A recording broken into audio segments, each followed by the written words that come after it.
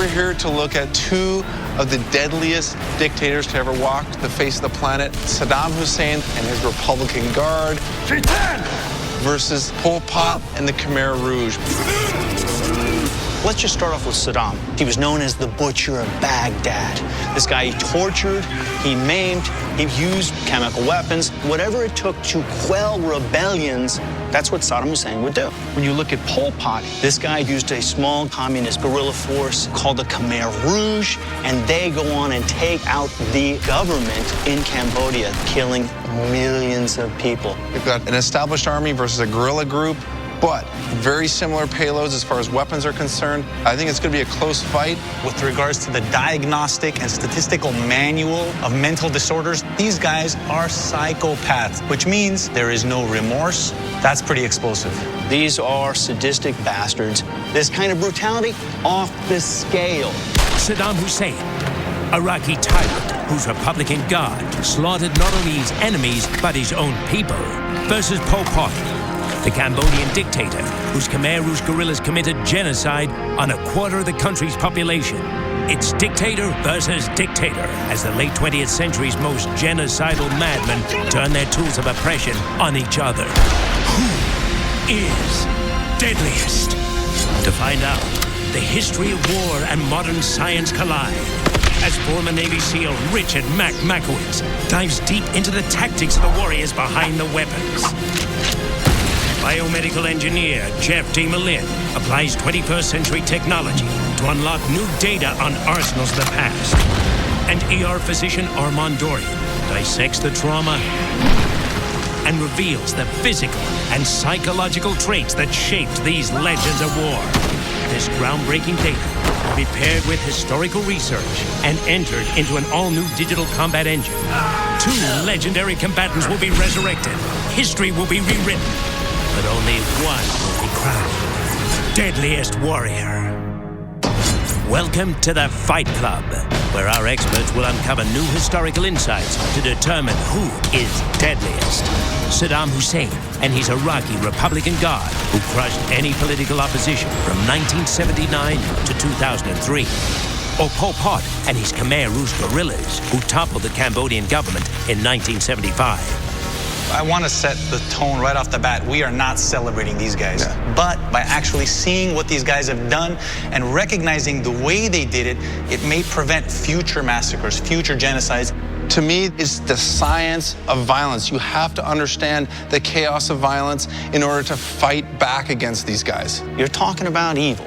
If we don't see it and call it for what it is, then we'll never get off our butts and do anything about evil when we do see it. Completely agreed, Mac. We have to investigate this. Let me give you the tale of the tape, okay, about these two warriors and their military. Saddam Hussein, 6'2", 215 pounds, big guy. Pol Pot, 5'9", 194 pounds. The Khmer Rouge, average age 16. Republican Guard, average age 25. That age difference is very, very important. A 16-year-old with this type of invincibility is unfathomable. When you're talking about motivation, Doc, Saddam Hussein had this vision in his head. He's going to recreate the Babylonian Empire with him at the head. Versus Pol Pot. He has a beautiful vision once he gets in power. I want to eradicate the past and create a past of my own liking. This is his plan. I'm going to kill off anyone who knows anything about the past. Hey, you've read a book? You're dead. You're an intellectual? You're dead. You wear glasses? You're dead. That's this guy in a nutshell. Okay, so let's move on to the weapons now. And for the first time on Deadliest Warrior, we're going to use multiple weapons on a single test to see how it plays out in an urban combat environment. We're going to initiate this assault with grenades, move on to light machine guns, and then take control of a building with handguns. I think what we have here is an opportunity to truly confront evil by exploring what did they do, what kind of tools did they use, and how did they convince other human beings to behave this way. This dictator deathmatch will be determined by the all-new digital combat engine created by Robert Daly, a former Green Beret and designer of more than 30 military-based video games, including the Deadliest Warrior game. The engine will process more than 100 X factors, critical intangibles, assign values based on extensive historical research on each warrior's lives, tactics, and psychological profiles. The most important X factor for me is the psychological health of these two leaders. No, absolutely. You have to evaluate these troops because they are all antisocial, because they're being driven so hard. And how they're going to be affected long term is something that I think we also need to take into consideration. Providing first-hand knowledge of the Butcher of Baghdad's weapons and tactics is Sabah Qadada, a former general in the Iraqi army. After refusing an order to shell an innocent Iraqi village in 1996, Sabah came under investigation by Saddam's Ba'ath Party, who had him arrested for insubordination. سجنت 9 شهور في السجن، لكن الحزب ما تركني لحالي. بدأ أيضا يدور علي زلات أو أخطاء حتى يستغلها ويذبني ويزجني في السجن مرة ثانية أو يوصلني إلى الإعدام.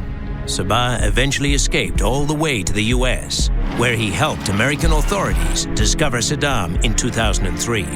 من داخله شخصية مهزوزة، إنسان فاشل، إنسان فارغ، ينافسه عدمه. أي شخص يشوفه أكثر من عنده معلومات ومعرفة عدمه يحاول يتخلص من عنده. Wielding the weapons that Saddam Hussein and his Republican Guard took into battle is Calvin Bondley. Having faced combat with insurgents in Iraq, he brings first-hand experience into what makes these warriors so lethal. The Republican Guard is the military who took over Kuwait in 5 hours. They believe in what they're doing. Revealing exclusive historical insight into Saddam's regime is Rick Francona, former Air Force officer and CIA agent who served as General Norman Schwarzkopf's advisory expert in the First Gulf War. At age 20, Saddam Hussein tries to assassinate the then president of Iraq by machine gunning a car as the motorcade goes by. It fails, he's wounded in the leg, and he seeks refuge in Egypt. The assassination attempt made Saddam a legend in the ranks of the Ba'ath Party. Taking over the country in 1979, he launched an 8-year war against neighboring Iran. During the conflict, he ordered a chemical weapons attack on his own people, ethnic Kurds he considered rebels for aligning with Iran. It had never been used on a battlefield before, making the Iraqis the only people in the world to have ever used nerve gas on a battlefield. The perfect match for Saddam Hussein's extreme tactics in putting down rebellions is Pol Pot, whose Khmer Rouge guerrillas were notorious for overthrowing the Cambodian military. Handling the weapons for the Khmer Rouge is Jonathan Kahn. As a former U.S. Army marksman, his in-depth weapons expertise is coupled with a deep knowledge of the guerrilla regime that killed his grandparents. The Khmer Rouge is a band of guerrilla fighters. Guerrilla tactics will always beat a traditional army. Sharing his personal experiences at the hands of Pol Pot and the Khmer Rouge is Kilon Ong, a Cambodian genocide survivor who watched the Khmer Rouge kill or starve 50 members of his extended family. Khmer Rouge began with a handful of students, got together, conspired against the government, and then eventually they formed a formidable force. This formidable force of guerrilla fighters, led by Pol Pot, defeated Cambodian government troops and took over the country in 1975, and then tried to bring their vision of the perfect society into reality. Pol Pot was trying to create a utopia where everybody was equal. To do that, he has to bring people back to the peasants' level of the guerrilla fighters that started the revolution with him. They would get rid of the upper class, the educated. There were mass graves all over the country. It was enough to call them the killing fields.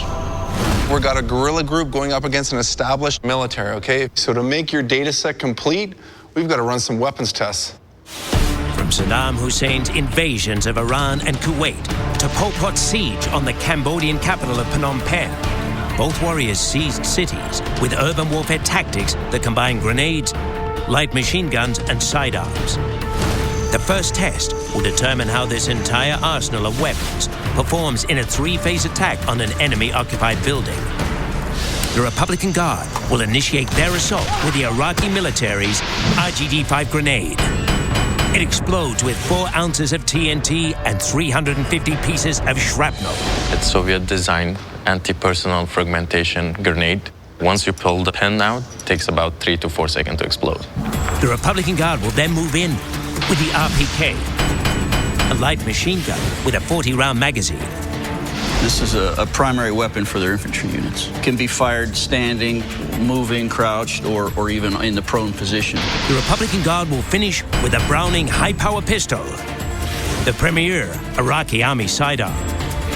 لكن عندي المسدس مالي الشخصي هدية الرئيس صدام حسين لمن دافع عن وطنه. He actually carried a Browning high power with an inscription stamped into the slide. It said, "A gift from the President Saddam Hussein." Okay, well, let's grab these weapons and head out to the range. The first of 3 phases will assess the damage potential of the grenades against 4 targets. We've got 1 guard on the inside of the guard post, 3 on the outside. So I'll be able to measure the fragmentation on those foam targets, plus the percussion effects with a 38G shock patch and a 100G shock patch on the chest. If the blast trips the 38G patch, the target is disoriented. If it triggers the 100G patch, it's dead.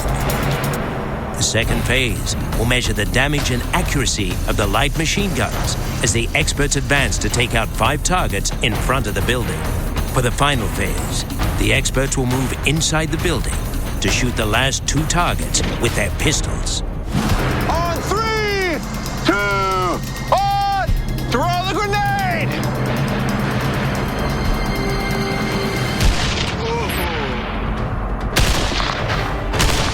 First fire, don't blow all your rounds.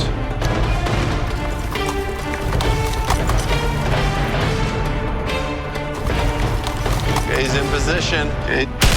Oh, that was a good hit.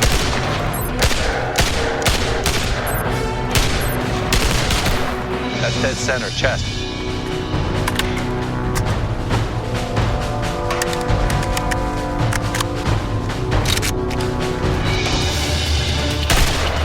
Nice. Good job. He's making good time. There you go.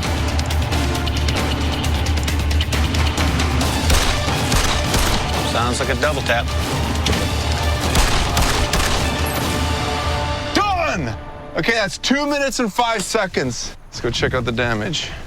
The 2 targets within 5 feet of the detonation point were killed instantly. The team reviews the target 10 feet away. From primary blast injury, this 100G, that's lethal. This guy's dead. The grenade damage is far less severe on the other side of the guard shack. This is the target that was at 15 feet. Neither of these shock patches are tripped, and we're now starting to get outside the range for primary blast injury of that weapon. But look where he delivered the round. Dead mid-face, this guy is dead. Guys, for me, this is all about the initiative X factor. When you're able to take the initiative, that's a big advantage if you can catch guys by surprise. What was it like throwing the RGD-5? Man, I'm telling you, 4 ounces of TNT, you just feel the power of it. I mean, look at him, he's still in shock. Not anymore, you shot him in the face, okay? This is why we throw flashbangs in a room before we go in. You catch people by surprise, you get their heads down, you get them panicked. Okay, so let's check out phase 2 of this assault. More of the RPK damage. Unfortunately, our decomposing bodies here have been taken over with bees. But what can we see from here? They all have more than 1 round. Up front, this guy's got riddled through his neck, through his chest. The one behind him, I see at least 3 through his chest and 2 through his neck. So all of these are instant kills. What was it like firing the RPK, Calvin? It's lighter, so I could run with it fast, and it took me actually 4 to 5 seconds to reload. It's pretty fast. السيطرة في RPK ومسدس على بناية مثل هذه.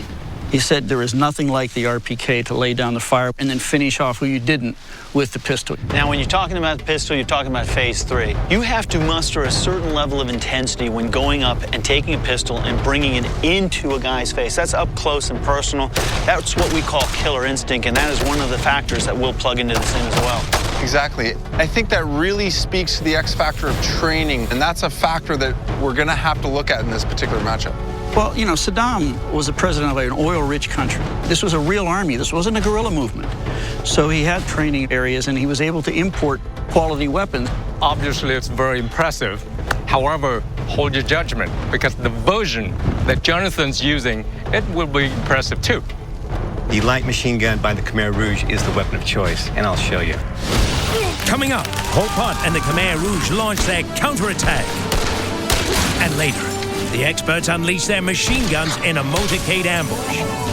Saddam Hussein, Pol Pot, In a battle of the 20th century's most brutal dictators, who is deadliest? Saddam created the Republican Guard as an elite force for his own protection. They were provided the best weapons, they lived better than everybody else, and were officered by people he trusted, which means relatives of Saddam Hussein.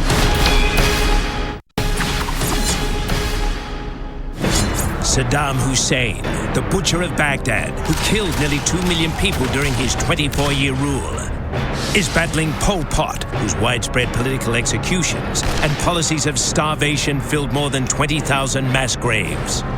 Under the leadership of Pol Pot, the Khmer Rouge created 150 prisons to torture and execute people.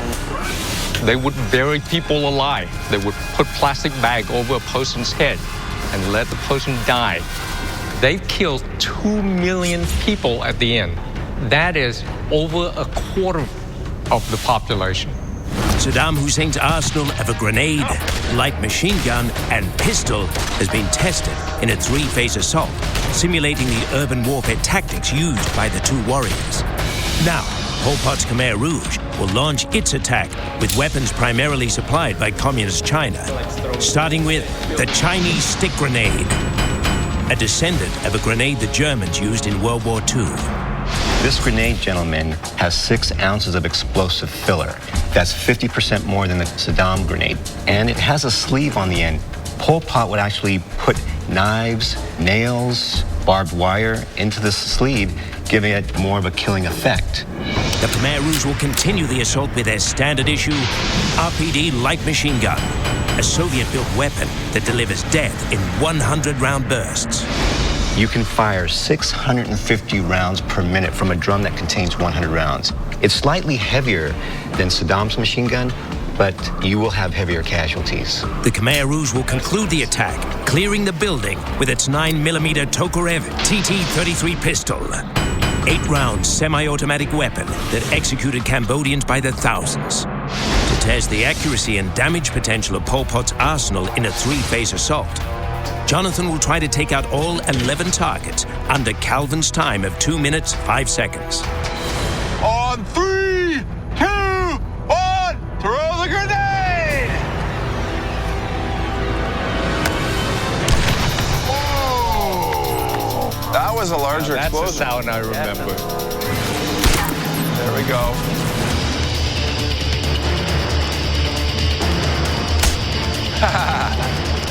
Love it, love it, love it.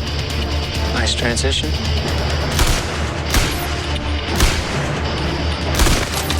Oh, I love that's it. good. There's a hit. Oh, you see that? There you go.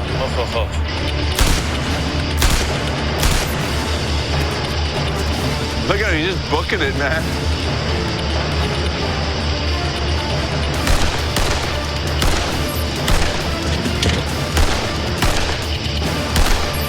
Nice! 2 minutes, 2 seconds. That's 3 seconds separating these guys. 100G shock patch is tripped. That's lethal. It's getting inside that hut, amplifying the pressure wave and increasing its duration. The shrapnel here is really significant. Every area you see a frayed piece, that's something going into the hut. The target 5 feet from the detonation point is also an instant kill. The team examines the target 10 feet out. As far as primary blast injury is concerned, 100G shock patch is tripped. So from 10 feet out, it's lethal. This is the target that's 15 feet away from the explosion. No trip on the 100G shock patch. So as far as primary blast injury is concerned, nothing here. But our 38G shock patch is tripped. So this guy did get shaken up, but not lethal. It's not an instant kill, but you can get pulmonary contusion, blood filling into your lungs just from the bruise. And obviously, ruptured eardrums, whirling sensation, vertigo. As soon as his head is rocked, he is a sitting duck, Doc. And what's important is seizing that initiative, and that's the X factor we're looking at. And if you're looking at just the tiniest bit more of that disorientation in this moment, that's a bigger advantage. That's going to have to figure into the sim. The Saddam Hussein grenade rolls like a baseball. You don't know where it's going to end up. Whereas with the stick grenade, aim it, throw it, it stays there. Look at the results. But how did the RPD perform in the second phase? Jonathan, great work. Multiple rounds in every single target. Some of these targets have a huge cavity. You've basically carved out an entire section of the body. That means your accuracy is on target and you're able to keep chunking away at the same tissue. Instant kill all around. And you know what? These foam targets aren't biofidelic, okay? But we've never seen a machine gun cut them in half. And the fact that you ran it 3 seconds faster, nice job.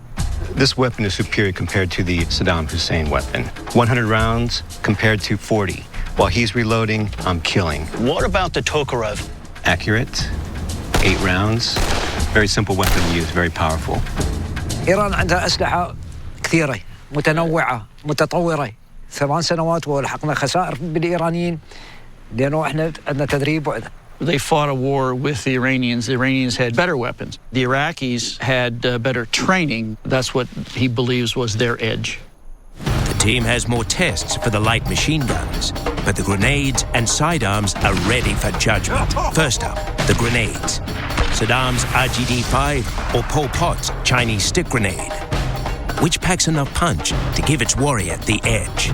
I'm going to go with the Chinese stick grenade. I just think there's a little bit more blast, a little more concussive force, so that if I do open up after that attack, I have a guy who's a little disoriented, put in a bad position. I agree with you, Mac. The only thing I don't like about the Chinese stick grenade is that it has that handle. Despite the fact that it's got 2 more ounces of high explosive in it, I think you'd be able to carry less of them. And so for that, I like the RGD-5. The one thing that I realize the stick provides is lack of roll. When that thing falls, there's going to be a minimal amount of bounce, which we do see with the round ball. I agree with Doc, just the functionality, it's not going to be rolling all over the place, and the explosive power. Hey, you can even add a sleeve with nasty nails, and I've seen that type of trauma. It's horrendous.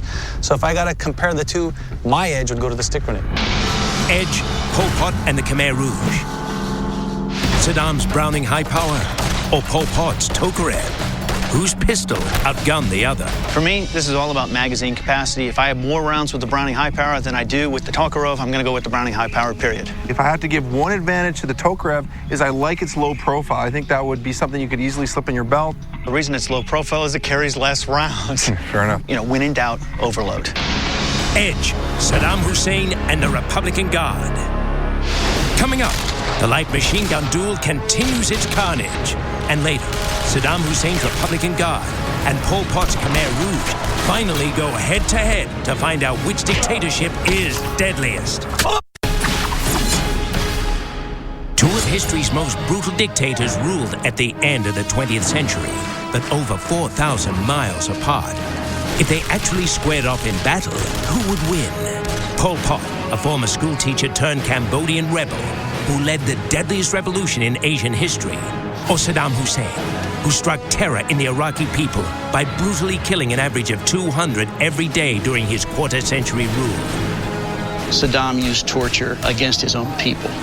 Think of the most brutal torture methods there are. Saddam Hussein employed all of them. Initially, they used electricity. They also would pull out the fingernails, the chemical bath. That's how it started out, and it got worse and worse.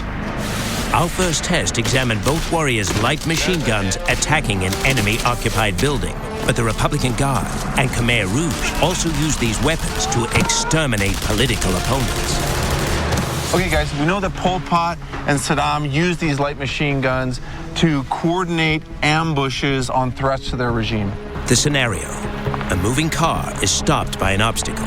Each expert will fire 80 rounds to see how quickly and accurately they can first take out the driver and then advance to exterminate the target in the back seat. Jonathan, you'll be up first with Pol Pot's RPD.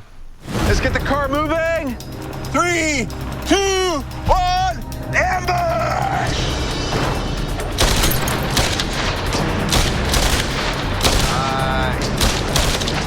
Make sure he's down. That's effective fire right there. There you go. Nice, nice. Now it's time to move. Okay, he's moving. Keep moving.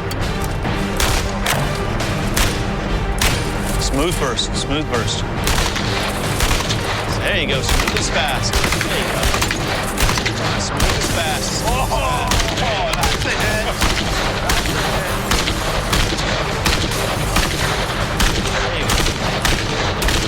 Nice.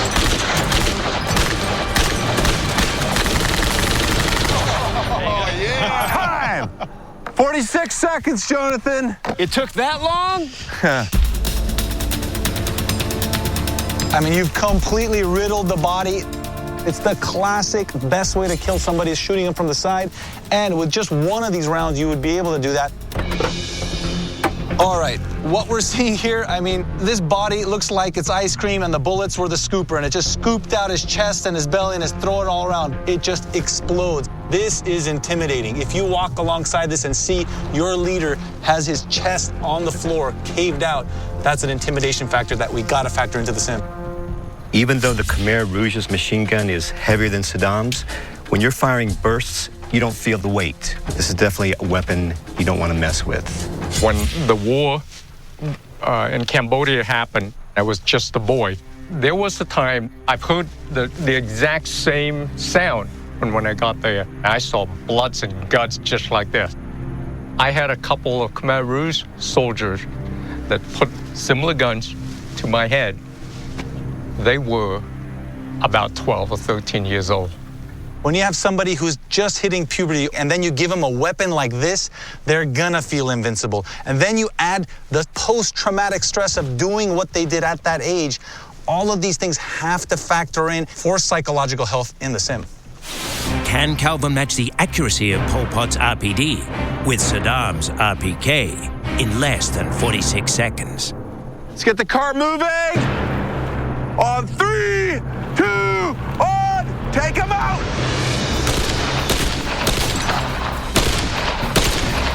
There you go, nice. Oh, chewing that car up. Oh. Wow. Moving in now. Change your magazine? I didn't see it. Yeah, that was silly. Yeah. Allahu Akbar!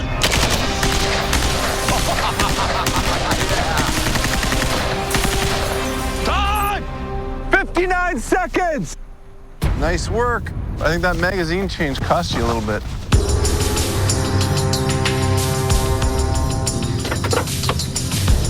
Wow. Tore the head off. We know that this is not human tissue, but if you get that many rounds right into the neck, that is gonna decapitate somebody. Okay, guys, let's take a look at the primary target.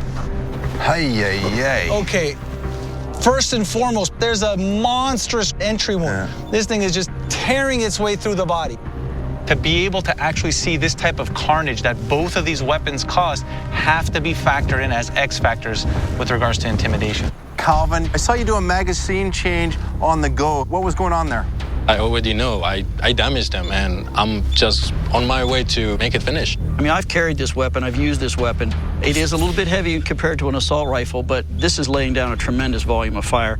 هذا النوع من العمليات لأنه العمليات اللي يطلع للجيش خاص لاختراق الدرع. So they train on these kinds of operations, and a lot of the cars that they would be going against are armored.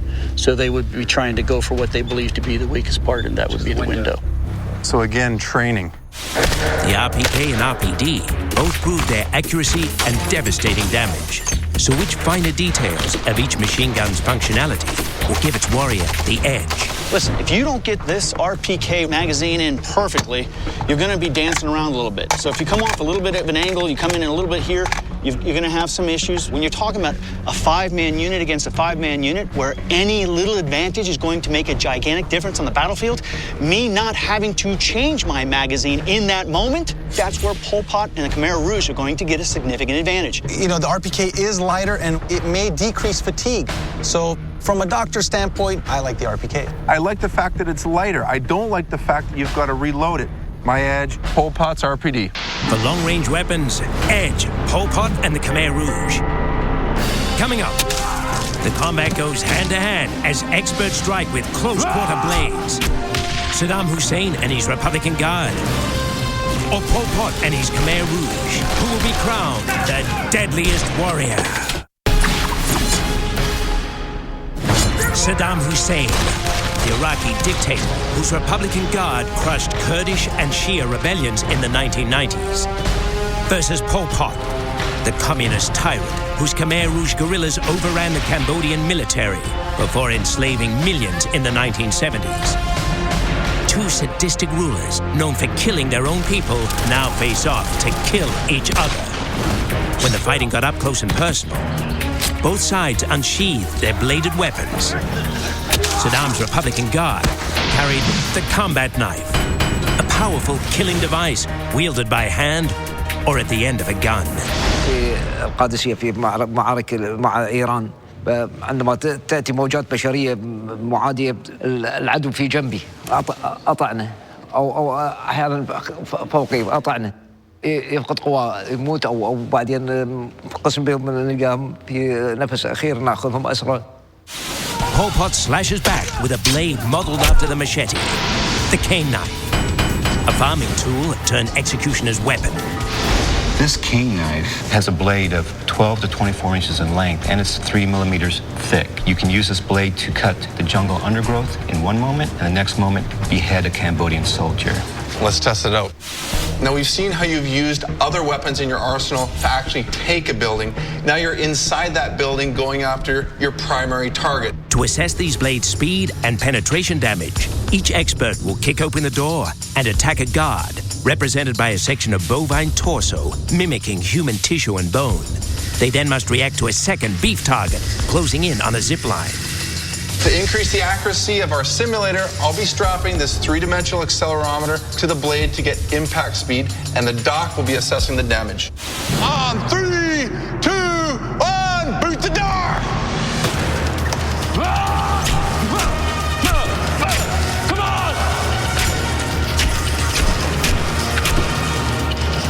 That'll work. 2 targets, 2 instant kills. We've got 1, 2, 3, 4 clean strikes. All those strikes, without even me looking at each strike individually, is a kill. You got a speed of about 40 miles per hour at impact, okay? And that's actually quite fast for the other weapons that we've seen on this show. If you can accurately deliver that blade into a human body, which is not nearly as thick, I'm telling you, you're going to drop that guy quickly, which allows you to move on and take on that second target. Jonathan is up next with the Khmer Rouge's cane knife. On 3, 2, 1, boot it!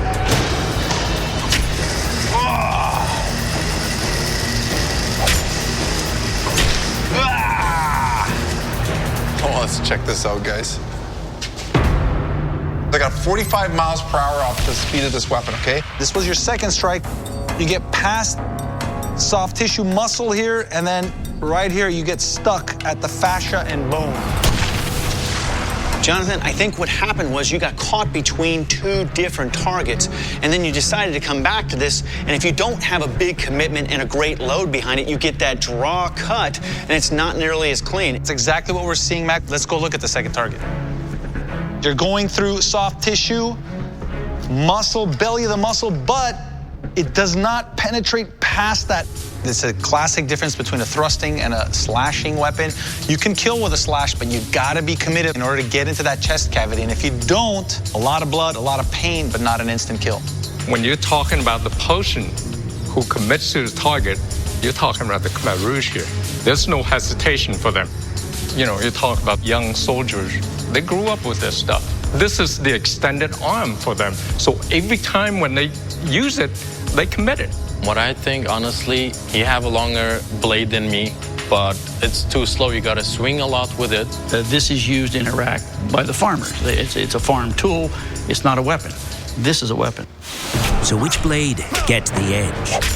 Listen, there's a lot more flexibility with regards to the combat knife as a battlefield tool. When you're talking about the cane knife, you do need some room to operate with that weapon. If you're in a tight, closed, confined space, it's going to be much harder to load up that big swing and deliver that great result. The edge, for me, goes to the Republican Guard's combat knife. For close-range weapons, edge Saddam Hussein and his Republican Guard. The arsenals have been tested, and the results are neck and neck. Up next, the climactic final battle, Saddam Hussein, the butcher of Baghdad, whose atrocities included chemical warfare, versus Pol Pot, the Cambodian warlord who starved and slaughtered a quarter of his country's citizens. Who is deadliest? When we look at dominance, it's pretty much a wash. The way that they employed their weapons dominated the battle space when they were on it. We did rate them as Saddam a 78 versus Pol Pot 75.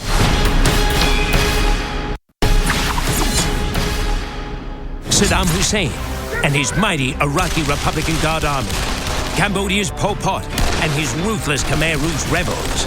Combined, their Kurdish and Cambodian genocides took an estimated 5 million lives. But who would win a head-to-head battle between two of the most savage mass murderers of the 20th century? Our team has tested and analyzed the weapons these two warriors will bring to the final battle. In explosives, the Republican Guard's RGD-5 grenade was overpowered by the Khmer Rouge's stick grenade. In close-range weapons, the Khmer Rouge's cane knife was cut down by the Republican Guard's combat knife. In medium-range weapons, the Khmer Rouge's Tokarev TT-33 was outdueled by the Republican Guard's Browning high-power pistol. In long-range weapons, the Republican Guard's RPK was gunned down by the Khmer Rouge's RPD light machine gun. All the weapons data has been turned over to Robert Daly and plugged into the digital combat engine. His team of engineers has completed their historical research on more than 100 X factors. We evaluate these intangibles like audacity, battlefield experience, logistics, and our historians quantify it into a numeric value of 1 to 100. For me, it's all about the X factor of training in this particular matchup because Saddam Hussein and the Republican Guard had oil money. And if you got oil money, you can have people, buildings, and infrastructure to train them. That makes all the difference in the world. Yeah, Jeff, training, we ended up rating Saddam at a 70 versus Pol Pot at a 53. With regards to psychological health, both of these guys have DSM-4 antisocial behavior classification added with paranoid traits. Both these guys are completely insane. Saddam Hussein's psychological health, we rated it as 46 versus Pol Pot's 27.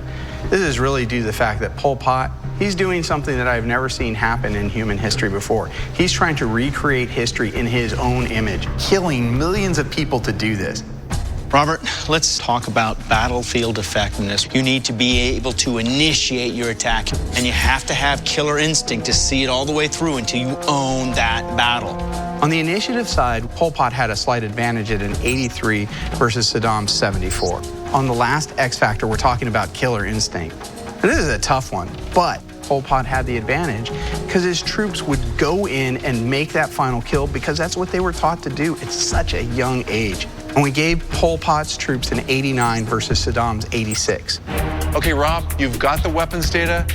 We've assigned values to all the X factors. Let's run the sim. The digital combat engine will run 5,000 battles between Saddam Hussein and 4 Republican Guard soldiers versus Pol Pot and 4 Khmer Rouge guerrillas.